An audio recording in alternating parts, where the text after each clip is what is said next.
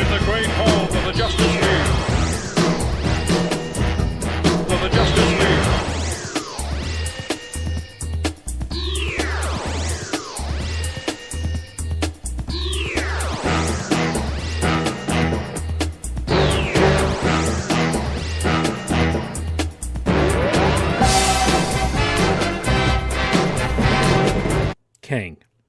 Kang is complicated. His first appearance was Avengers number 8, published way back in September 1964. But we're going to find out that he actually first appeared in Fantastic Four number 19 way back in October of 1963. Say what? Well, that was an awesome transition, but not quite the one I wanted. So, good old Kang.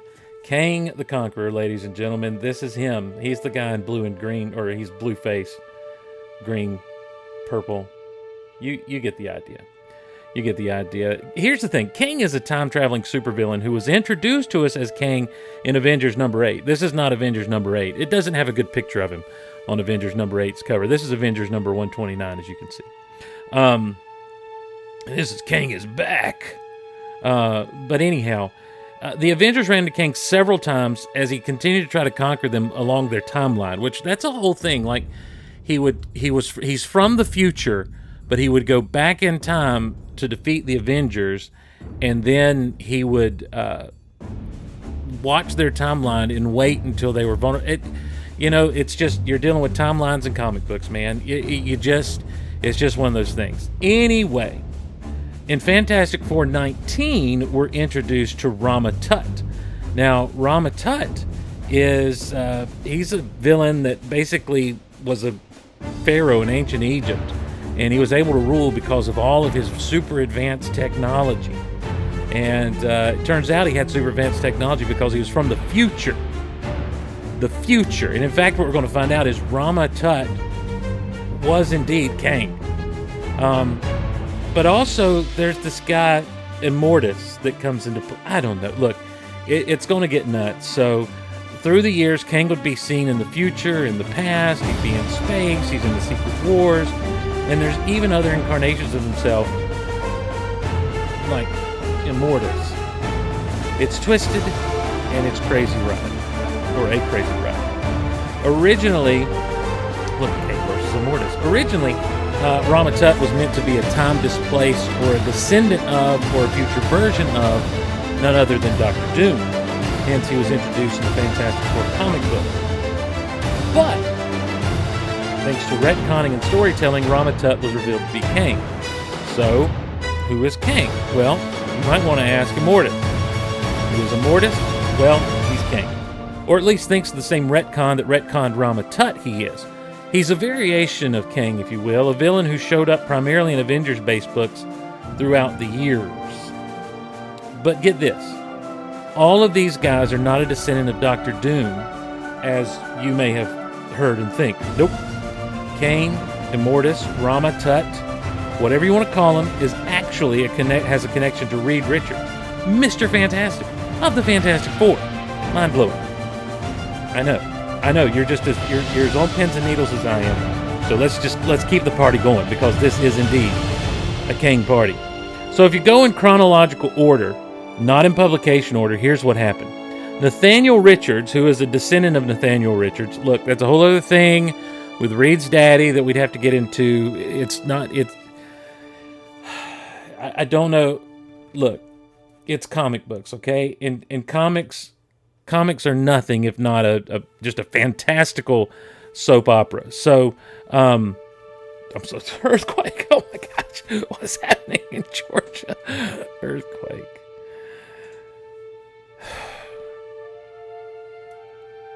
Nathaniel Richards was Reed's dad, who was like lost in time, but he wasn't lost in time. But anyhow, his descendant of the same name, Nathaniel Richards, is from like the 31st century. It's some really Buck Rogers stuff going on here.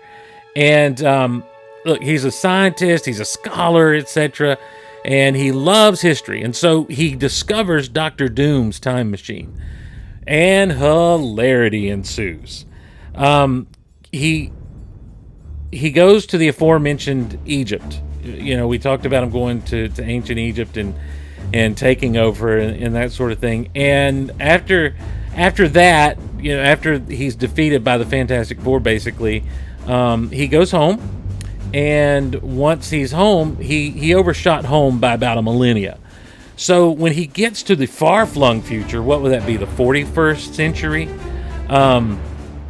He discovers that it's a war-torn Earth. It's much more advanced than his as far as technology goes. So what does he do?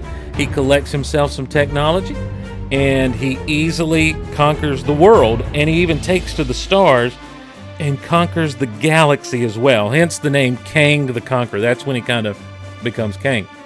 But he wants a little bit more of a challenge, and he wants a longer reign over an Earth that isn't in ruins. A little more fertile, a little more green, a little more beautiful. That causes him to set his sights on the 20th century or the present day, just depending on how you look at things.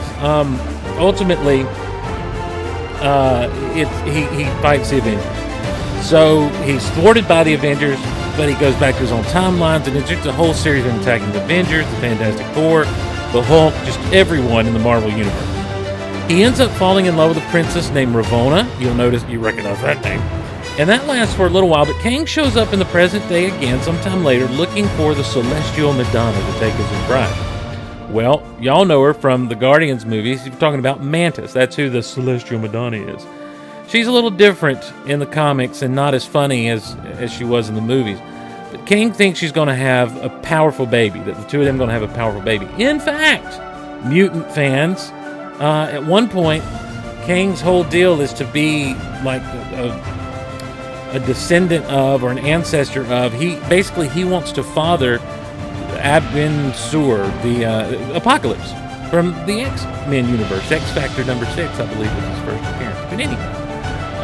So back to Rama Tut, so all this stuff goes on. Anyways, I guess Kang just wants a baby, to call his own. And then he wants it to be a powerful baby to call his own. Anyway, also, by the way, this is Fantastic Four number 323. It's during the Inferno storyline crossover that was going on in Marvel Universe. Basically, hell was breaking loose and all kinds of crazy things happened.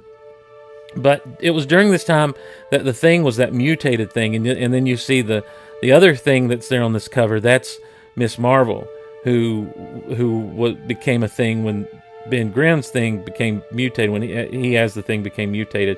That's the Marvel Legends figure I want. Anyhow, I severely digress, which is, it happens. Anyway, can I say that anymore? So where are we at? Mantis, right. Okay, so through this adventure, this is where we find out that Kang is not only Rama Tut, but he's also a Mortis. And in the aftermath of all this, somehow he perishes, only to be revived by the Beyonder for the Secret Wars. Look, this is not in reading order. This is the chronological order, kind of. Look, it's a wild ride if you try to go chronologically, as you try to follow his timeline, because you're going to be bouncing like over 20 plus years worth of comics back and forth. It's crazy. This whole thing sets up a story where we discover there are tons of alternate Kangs. Starting to sound familiar? And they even form a Kang Corps, like the Green Lantern Corps, only made up of Kangs. He does battle with Timekeepers. He becomes Iron Lad. That's a version of Iron Man from the New Avengers. He's an adolescent version, kind of Iron Man. Not to be confused with when Tony Stark became a teenager. He goes on adventures with Dr. Doom. At one point, he even calls himself Fred. Seriously, he calls himself Fred in honor of like Fred Flintstone, the Fred Flintstone. Right? And he even says that in the comics because Fred was a prehistoric man, and apparently so is he. I don't know. The point is this: he's been many things at many times, and now we know him as He Who Remains. And this, of course, what a tiny picture. This, of course, is from the end of Loki. And upon his death, the timeline was allowed to branch out into a vast multiverse. However, with time being all wibbly-wobbly, timey-wimey, we're almost certain to see Kang again in the MCU. Particularly in the Ant-Man and the Wasp, Quantumania. And what you gonna do? when Quantum Mania runs wild on you, brother. So as far as toys and stuff go, because, a lot of us collect the toys, the first version of Kang in toy form that I could find was the Secret Wars Kang. The Kang, of course, came with a shield with the lenticular little inserts in it that you could enhance playtime, I guess.